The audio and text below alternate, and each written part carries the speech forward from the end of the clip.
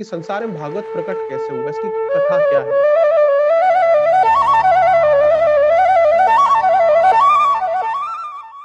उस कथा का वर्णन करते हैं, उस कथा का वर्णन करते हुए कहते हैं कि व्यासदेव जी ने सारा वैदिक लिटरेचर लिखा।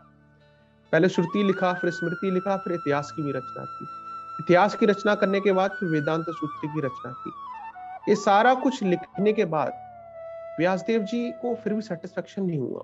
जब सेटिस्फेक्शन नहीं हुआ तो विचार करने लगे कि आखिर मेरी असंतुष्टि का कारण क्या है। मैंने तो सारा वैदिक लिटरेचर लिख दिया। अब यहाँ पर पॉइंट ये समझने वाला है, कुछ लोग कहेंगे व्यासदेव जी तो स्वयं भगवान के अवतार है, शक्त्यावेश अवतार है, उनको डिससेटिस्फेक्शन क्यों होने लगा।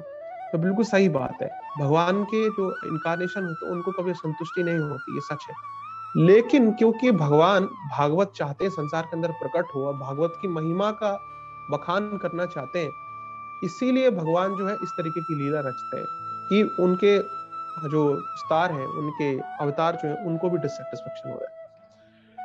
तो जब डिससेटिस्फेक्शन होता है तो सरस्वती नदी के किनारे बैठे हुए बद्रीनाथ धाम में विचार कर रहे होते हैं मुझे डिससेटिस्फेक्शन क्यों है।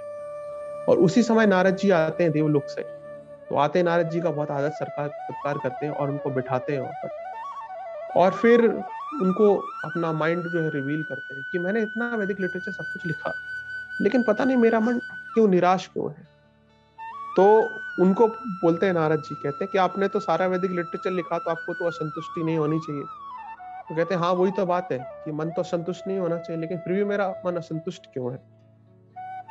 तो फिर नारद जी उत्तर देते हैं कि आपने जो लोगों की प्रवृत्तियां हैं, यानी कि धर्म अर्थ काम मोक्ष में पूरा संसार लगा हुआ है।